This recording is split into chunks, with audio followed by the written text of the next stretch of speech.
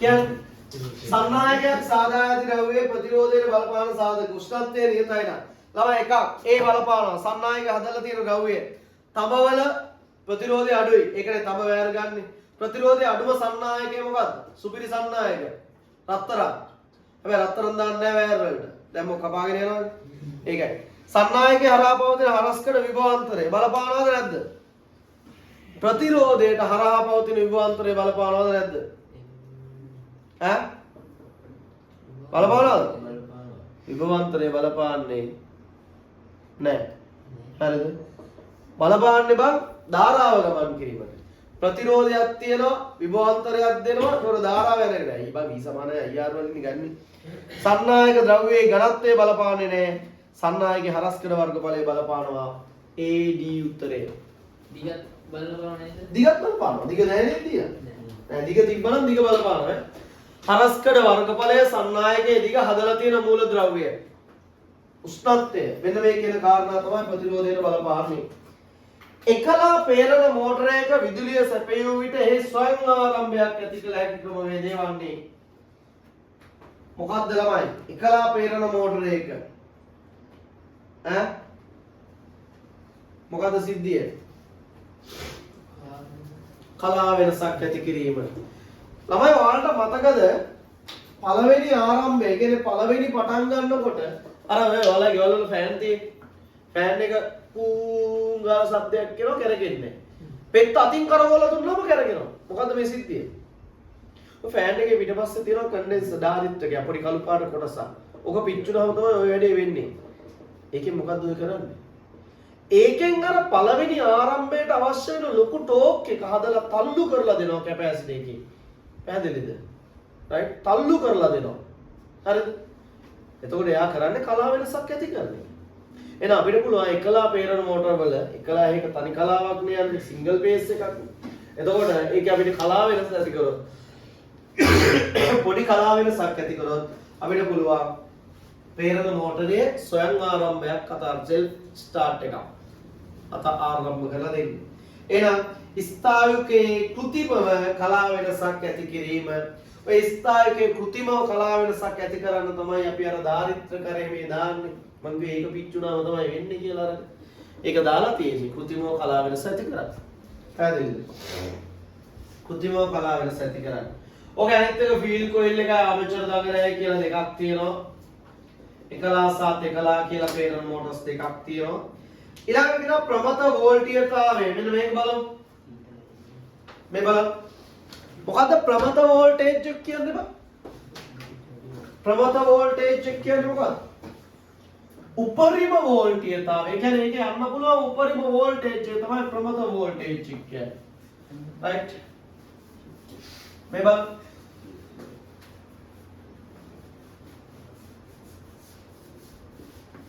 පරිපතයක් තියෙනවා බල්බ් එකේ සයිස් එක කීයද බල්බ් එකේ අගය කීයද කියන්නේ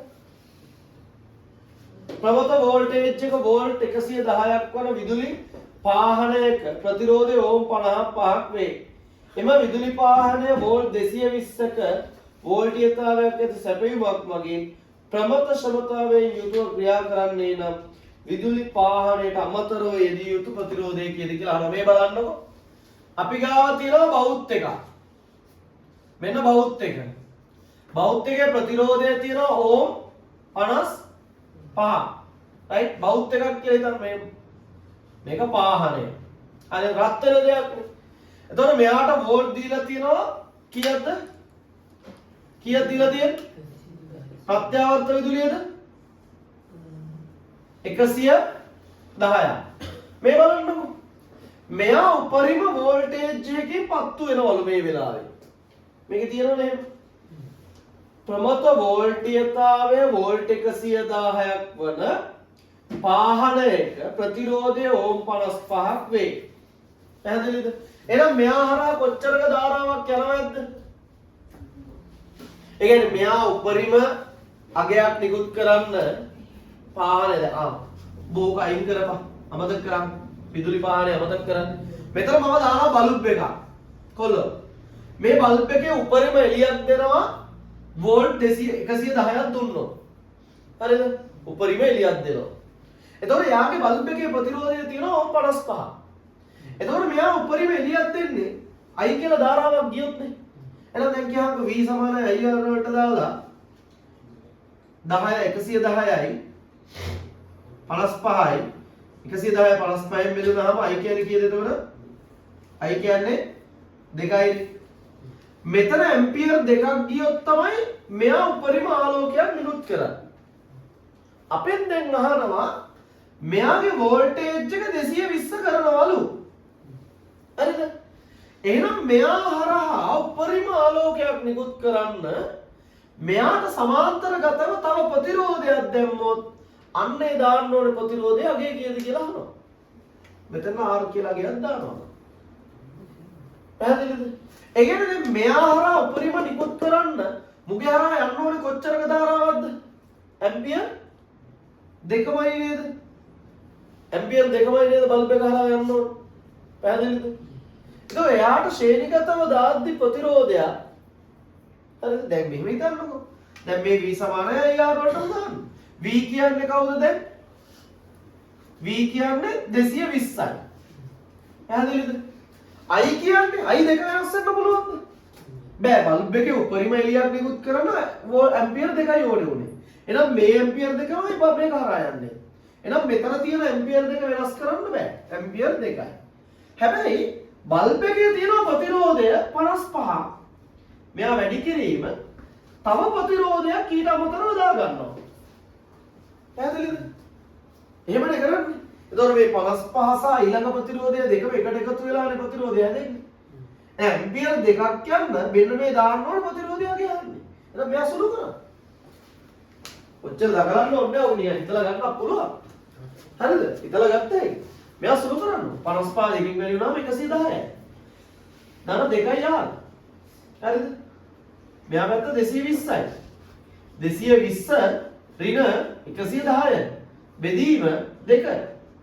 R කීයද? 120 110ක් ගියාම 110 110 දෙකෙන් බෙදුනහම 55යි. එහෙනම් මෙතන දානවා ඕම් 55ක ප්‍රතිරෝධයක්. හරිද? දැන් පැහැදිලිද? ඕක කොහොම හදන්න නැතුව හිතලා ගන්න පුළුවන්. කොහොමද? මුගේ 110ක් තිබ්බා. ඌ දෙගුණකින් වැඩි වෙලා 220 වෙනවා. එහෙනම් මුගේ ප්‍රතිරෝධය තිබ්බා ඕම් 55. එහෙනම් ඒ වගේ තව ප්‍රතිරෝධයක් වැඩි වෙන්න බෑ. දෙගුණයක් වෙන්න බෑ ප්‍රතිරෝධයගේ. එහෙනම් 55 මෙතන තිබ්බා නම් තව එකක් 55ක් දැම්මොත් තමයි ඌ දෙගුණකින් වැඩි වෙන්නේ. පැහැදිලිද? මෙතන 110යි තිබ්බේ මෙතන 55යි තිබ්බේ 110 දෙගුණකින් වැඩි වෙනවා. එහෙනම් 55 දෙගුණකින් වැඩි වෙන්න ඕන. ඒ කියන්නේ ප්‍රතිරෝධය 110ක් වෙන්න ඕන. 110ක් කියලා තව 55ක ප්‍රතිරෝධයක් දැම්මොත් තේරුම් කියන කතාව. පැහැදිලිද? ඒක ශ්‍රේණිගත දාන්නේ. ඔව් කියලා තියෙන්නේ ශ්‍රේණිගතව සම්බන්ධ කරන්නේ. නෑ. ඉතින් සම්බන්ධ කරන්නේ කියන්නේ සම්බන්ධ කරලා තියෙනවා කියලා කියන්නේ. වෝල්ටීයතාවයක් ඇති සැපයීමක් වගේ ශ්‍රමතාවයෙන් යුතුව ක්‍රියා කිරීමට නම් විදුලි පාහනයට අමතරව ප්‍රතිරෝධයක් සම්බන්ධ කළ යුතුයි. එම අමතර ප්‍රතිරෝධය අගේ නෑ සම්බන්ධ කරන අමතර ප්‍රතිරෝධයක් සම්බන්ධ කරනවා ශ්‍රේණිගත. දැන් සමාන්තරගතව සම්බන්ධ කරාට ඔය වැඩේ වෙන්නේ නෑ. ඇයි? සමාන්තරගතව සම්බන්ධ කරලා ධාරාව බෙදිලා නෑ උඩට යට. හරිද? ශ්‍රේණිගතව තමයි සම්බන්ධ කරන්න ඕන. right. එහෙනම් කියලා උත්තරයේගේ 55ක් ශ්‍රේණිගතව ශ්‍රේණිගතව කියලා දීලා තියෙනවා මේකේ උත්තර. 55 ශ්‍රේණිගතව සම්බන්ධ කරොත් තමයි 55 සමාන්තරගතව සම්බන්ධ කරාට ඔක වෙන්නේ නැහැ. සමාන්තරගතව සම්බන්ධ කරොත් වෝල්ටේජ් එක සමාන වෙනවා 220ටම ධාරාව තමයි බෙදීලා යන්නේ.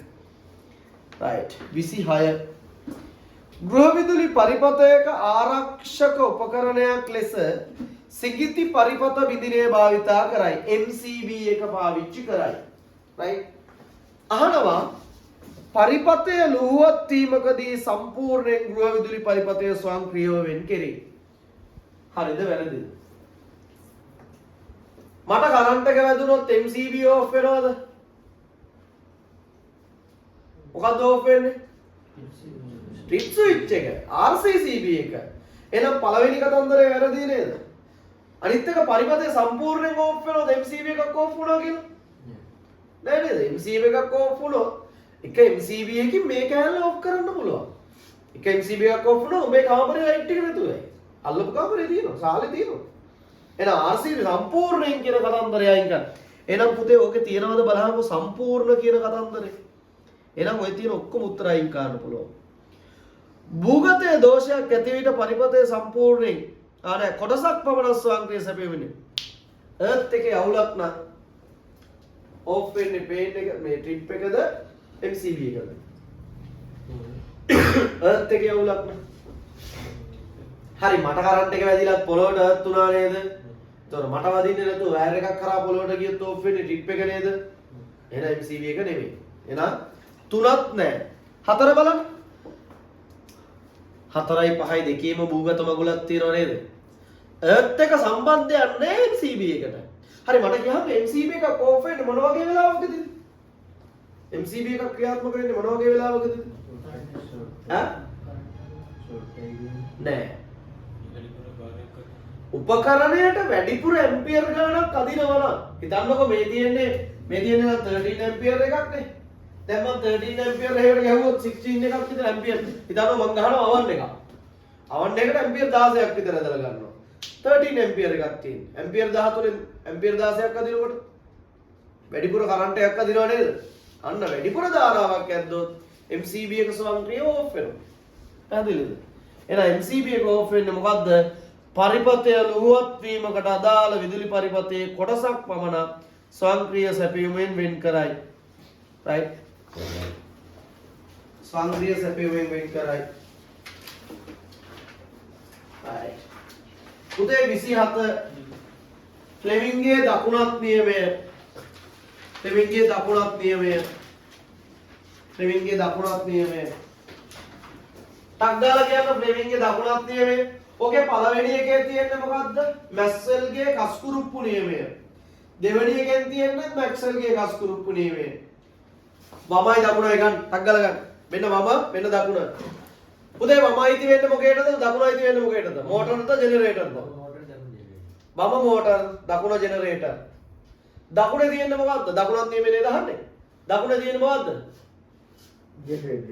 ජෙනරේටර් නම් මොනවද වෙන්නේ චලන දිශාව චාචු දා මේකට මේකේ මොකද්ද චලනයේ දිශාව චුම්බක ශේෂ්ඨය ප්‍රේරිත විද්‍යුත්ගාමක බලය එහෙනම් මෙතෙන් එනවා බලයේ දිශාව මෙතෙන් එනවා මොකද්ද චුම්බක ශේෂ්ඨයේ දිශාව මේකට එනවා ප්‍රේරිත විද්‍යුත්ගාමක බලය. ඕකේ ප්‍රේරිත විද්‍යුත්ගාමක බලය කියන දෙකක තියෙනවා නේද? ඈ?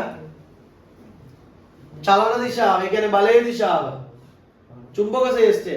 මේ ඔය දෙකේම චුම්බක ශේෂ්ඨය මාරු වෙන්නේ නැහැ. මේකේ චුදා චලන දිශාව චුම්බක ශේෂ්ඨයේ ධාරාව මෙයාගේ බලයේ දිශාව චුම්බක ශේෂ්ඨය ප්‍රේරිත විද්‍යුත්ගාමක බලය. ප්‍රේරණය වන විද්‍යුත්ගාමක බලය යන පැත්ත. පැහැදිලිද? රයිට් එහෙනම් උත්තරේ මොකද්ද?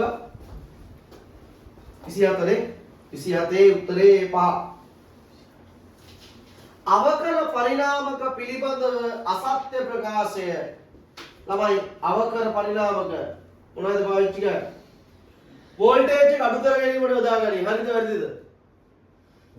හරිනේ. අවකර පරිණාමක වෝල්ටේජ් එක අඩු කරන්න ගන්න. අසත්‍ය ප්‍රකාශය අහන්නේ. ද්විතීයික දගරයේ වටගානට වඩා ප්‍රාථමිකයේ වටගාන අඩු වේ. ප්‍රයිමරි කොයිල් එකට වඩා සෙකන්ඩරි කොයිල් එක ප්‍රාථමිකයට වඩා ද්විතීයිකයේ වටගාන වැඩි නම් අධිකරයි අඩු නම් අවකරයි. හරි නේද එහෙනම් ඒ කතන්දරේ? රයිට්. ඒකත් හරි. ඊළඟ එක විදුලි බලාගාරවල සම්ප්‍රේෂණය කිරීමේදී වෝල්ටීයතාවය වෙනස් කිරීමට යොදාගනි. හරිද වැරදිද? හරි. වෝල්ටේජ් එක සම්ප්‍රේෂණය කරද්දී ජනන උපපොළයේදී අධිකර පරිණාමකයක් ගන්නවා වෝල්ටේජ් එක වැඩි කරන්න. 132000ට වැඩි කරන්න. ඒක ඊළඟට මොකද කරන්නේ? ජනන උපපොළ, ජාල උපපොළ, විබෙදුම් බලාගාර, බෙදුම් බලාගාර ඔය විදිහට බෙදා හරින උපපොළ දක්වා අරගෙන එනවා. අරගෙන එද්දි වෝල්ටේජ් එක එන්න මොකද කරන්නේ? අඩු කරනවා. 132000 11000 තව අඩු කරනවා. අන්තිමේට වෝල්ට් 400 ගාවට 230 බවට පත් කරලා ගෙවල් වලට දෙනවා. ඒතර අවකර පරිණාමකේ පාවිච්චි කරන සම්ප්‍රේෂණයේදී. අන්න අවකර පරිණාමක සම්ප්‍රේෂණය පාවිච්චි ජාල උපපොළේ යොදාගනි ප්‍රාථමික උපපොළ වල යොදාගනි උදේ ජාල උපපොළෙත් ගන්නවා ප්‍රාථමික උපපොළ වලත් ගන්නවා. ඒතර ඒකත් හරියි. විදුලි බලාගාර වලින් සම්ප්‍රේෂණය කිරීමේදී වෝල්ටීයතා වෙනස් කිරීමට යොදා ගනී. වැරදි. වෝල්ටීයතාවය වෙනස් කරන්න අවකර පරිණාමක විතරක් නෙමෙයි අධිකර පරිණාමකත් භාවිතා කරනවා. පැහැදිලිද? හැබැයි අර ජනන උපපොළ ජාල උපපොළ දෙකේදීම අපි පාවිච්චි කරන්නේ ජනන නෙමෙයි තියෙන්නේ මම ජාල උපපොළයි ප්‍රාථමික උපපොළ දෙකේම පාවිච්චි කරන්නේ අවකර පරිණාමක විතරයි. පුතේ ජනන උපපොළේදී අපි පාවිච්චි කරන්නේ අධිකර පරිණාමකයක්. පැහැදිලිද? එතකොට සම්ප්‍රේෂණයේදී පොදුවේ අවකර විතරක් නෙමෙයි අධිකරත් පාවිච්චි කරනවා. එහෙනම් ඒ උත්තරේ තමයි වැරදි. right. 10:31යි නේ. බඩගිනි නෑ බා. බඩගිනි නෑ. 29 වෙනි ඉගෙනදී බැටරි තත්ත්වය තමයි